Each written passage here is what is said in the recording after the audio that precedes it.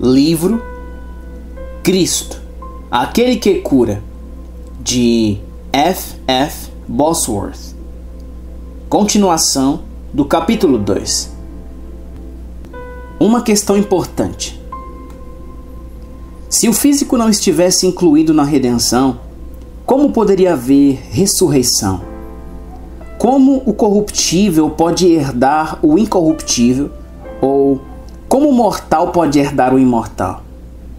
Se não fôssemos redimidos de nossas enfermidades, não estaríamos sujeitos a elas no céu, se realmente fosse possível ressuscitar sem depender da redenção? Alguém já disse muito bem: se o destino do homem é espiritual e físico, então sua redenção deve ser espiritual e física. Por que o último Adão, Jesus, não deveria retirar tudo aquilo que o primeiro Adão trouxe sobre nós? Consideraremos alguns paralelos interessantes existentes nos evangelhos. O homem interior e o homem exterior. Adão, por meio de sua queda, trouxe o pecado à nossa alma. Adão, por meio da queda, trouxe a enfermidade para o nosso corpo. O pecado, portanto, é obra do diabo. Assim, a doença é obra do diabo. Jesus andou fazendo o bem e curando a todos os oprimidos do diabo. Atos 10, 38, parte B. Jesus se manifestou para destruir as obras do diabo. 1 João 3,8. Na alma humana. Jesus manifestou-se para destruir as obras do diabo em nosso físico.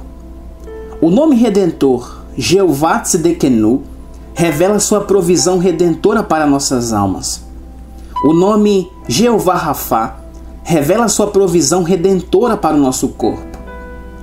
Jesus carregou nossos pecados no Calvário. No Calvário, Jesus tomou sobre si as nossas enfermidades. Isaías 53, 4, parte A.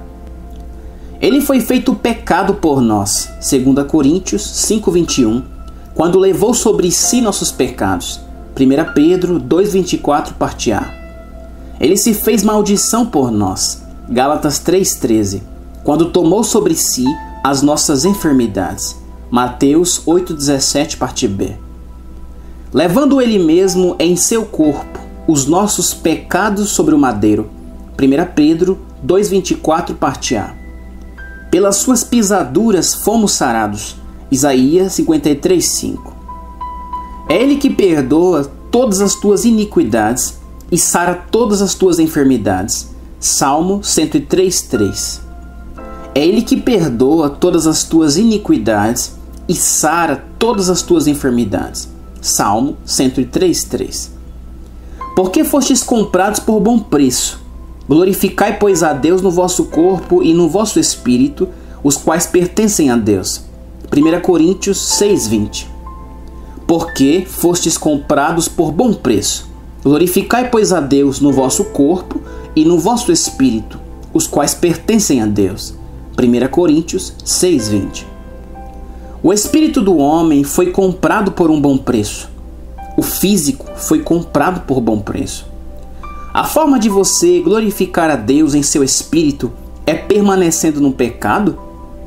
Será que podemos glorificar a Deus permanecendo enfermos? Uma vez que Ele levou sobre si os nossos pecados, quantas pessoas Deus deseja salvar dentre aqueles que o buscam? Todo aquele que crê. Romanos 1,16. Tendo Ele levado sobre si as nossas enfermidades, quantas pessoas Deus deseja curar dentre aqueles que o buscam? Jesus, sabendo isso, retirou-se dali e acompanhou uma grande multidão de gente, e Ele curou a todos. Mateus 12,15. Aquele que não conheceu o pecado, Deus o fez pecado por nós. Reverendo A.J. Gordon. Assim, aquele que não conheceu enfermidade, Deus o fez enfermidade por nós. Reverendo A.J. Gordon. Se o nosso substituto levou sobre si os nossos pecados, será que não fez isso para que nós não precisássemos carregá-los? Reverendo A.J. Gordon. Uma vez que o nosso substituto levou sobre si as nossas enfermidades, não fez isso para que nós não precisássemos levá-las? Reverendo A.J. Gordon. Cristo levou sobre si os nossos pecados para que pudéssemos ser libertos deles. Não foi um ato de simpatia sofrer junto, foi um ato de substituição, sofrer por. Reverendo A.J. Gordon. Cristo levou sobre si as nossas enfermidades para que pudéssemos ser libertos delas. Não foi um ato de simpatia, ou seja, sofrer junto. Foi um ato de substituição, sofrer por. Reverendo A.J. Gordon. Se o fato de Jesus ter levado em seu corpo os nossos pecados sobre o madeiro é uma razão válida para todos nós confiarmos nele, para recebermos o perdão dos nossos pecados, por que não consideramos o fato de ele ter levado sobre si as nossas enfermidades uma razão igualmente válida para crermos que ele deseja curar-nos fisicamente? Autor desconhecido. A fé para a salvação vem pelo ouvir o Evangelho. Ele levou sobre si os nossos pecados. Portanto, pregue o Evangelho que ele levou nossos pecados sobre si, a toda criatura. A fé para a cura vem pelo ouvir que ele levou sobre si as nossas enfermidades. A promessa de Cristo para a alma, salvação, é a grande comissão. Marcos 16. A promessa de Cristo para o físico, a cura, faz parte da grande comissão. Marcos 16. As duas ordenanças de Jesus para que o homem seja salvo são que ele creia e seja batizado. Marcos 16:16. No que se refere à unção com óleo, a Bíblia ensina que aquele que crê e é ungido será curado. Tiago 5:14. Somos instruídos a batizar em nome de Cristo. Somos instruídos a ungir os enfermos em nome do Senhor. Tiago 5:14, parte B. Na ceia do Senhor, o vinho é tomado em memória de sua morte substitutiva. 1 Coríntios 11:26. Na ceia do Senhor, bebemos o vinho e comemos pão em memória de sua morte substitutiva. 1 Coríntios 11:23-24. O pecador deve arrepender-se antes de crer no Evangelho para a justiça. Romanos 10:10. Tiago 5,16 diz: confessai as vossas culpas, para que sareis. O batismo nas águas é o sinal da total submissão e obediência. A unção com óleo é símbolo de consagração. O pecador deve aceitar a promessa de Deus como verdadeira antes de sentir a alegria da salvação. O enfermo deve aceitar a promessa de Deus como verdadeira antes que possa sentir-se melhor. Mas a todos quantos o receberam, deu-lhes o poder de serem feitos filhos de Deus, aos que creem no seu nome, os quais não nasceram do sangue, nem da vontade da carne, nem da vontade do varão, mas de Deus. João 1:12-13. Todos que lhe tocavam saravam. Marcos 6:56, parte B. Curada por meio da fé. Dentre os muitos casos de cura de enfermidade e aflição, quero mencionar um que ocorreu enquanto as pessoas ouviam a pregação sobre a cura decorrente da morte expiatória de Cristo. A libertação da doença se dava por meio da fé dos próprios enfermos, antes mesmo que eles tivessem a oportunidade de serem ungidos. Quando tinha apenas 8 anos de idade, Clara Rupert, de Lima, Ohio, sofreu tão gravemente de coqueluche que os músculos de um de seus olhos se romperam, fazendo com que ela perdesse totalmente a visão. A perda da sensibilidade em uma das vistas de Clara foi tão séria que ela podia passar o dedo num globo ocular sem sentir nada. Ela dizia que nos dias de vento forte não sentia quando entrava poeira naquele olho. Enquanto ouvia uma pregação sobre a expiação de Cristo, durante nossa campanha de avivamento em Ohio, Clara Rupert disse a si mesma: se isso for verdade, como a Bíblia diz, estou certo de que receberei a visão no meu olho cego esta noite, quando for lá na frente. Posso ter a mesma certeza que tive quando aceitei Cristo e fui salva em uma igreja metodista há anos. Raciocinando dessa forma, Clara foi à frente e, enquanto orávamos por outras pessoas, ela pediu a Deus que a curasse. Antes que tivéssemos a chance de ungí-la, ela começou a chorar, voltou para o seu lugar e abraçou seu pai. Os que estavam presentes se perguntavam por que ela fora sentar antes de ser ungida.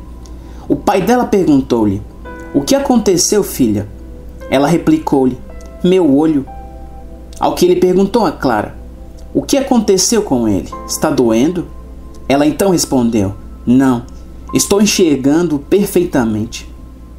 Alguns meses mais tarde, enquanto realizávamos uma campanha de avivamento em St. Paul, Minnesota, encontramos Clara e seu marido, o qual estava cursando um seminário teológico, visando a preparar-se para o serviço do Mestre. Ele queria pregar o Evangelho daquele Cristo que curara Clara. Em nossas campanhas de avivamento, ouvíamos praticamente todo dia testemunho de pessoas que ficavam sãs enquanto estavam sentadas ouvindo acerca do Evangelho. A palavra de homens proeminentes. Essa visão sobre a cura como parte da expiação de Cristo não é nova e nem exclusivamente minha. Muitos dos mais piedosos e capazes professores em nossas igrejas têm ensinado esse princípio. Além das palavras dos mestres que já mencionamos, quero acrescentar algumas do Dr. Torrey e de outros. O Dr. R.A. Torrey, em seu livro Divine Healing, Cura Divina, declara: "A morte expiatória de Jesus Cristo não nos assegurou somente a cura física, mas também a ressurreição, o aperfeiçoamento e a glorificação do nosso corpo. O Evangelho de Cristo tem salvação para o corpo, bem como para a alma. Assim, como o indivíduo recebe as primícias de sua salvação espiritual na vida atual, também recebemos as primícias da nossa salvação física na vida atual. Os cristãos, individualmente, sejam ou não presbíteros, têm o privilégio e o encargo de orar uns pelos outros em caso de enfermidade, com a expectativa de que Deus os ouvirá e curará." O Dr. R.E. Stanton, ex-moderador da Assembleia Geral da Igreja Presbiteriana, diz o seguinte em sua obra Paralelismo dos Evangelhos: "Meu propósito é mostrar que a expiação de Cristo estabelece o fundamento tanto para a libertação do pecado como para a libertação das enfermidades. A provisão foi feita e consumada em ambas as áreas. Assim, no exercício da fé sobre as condições prescritas, a mesma razão que nos leva a crer que o corpo pode tornar-se livre das doenças permite-nos acreditar que a alma se tornará isenta do pecado. Resumindo, ambos os ramos da libertação procedem da mesma raiz, e é necessário incluí-los em qualquer conceito verdadeiro do que o Evangelho oferece para a humanidade. O sacrifício vicário de Cristo cobre as necessidades espirituais e físicas do homem. Portanto, a cura do corpo não é uma questão periférica, como alguns afirmam. Não se pode mais considerar a cura da alma algo secundário. O físico e o espiritual são as duas faces de um mesmo evangelho, fundamentadas igualmente sobre a mesma expiação grandiosa. O que diz a Igreja Episcopal sobre a cura divina?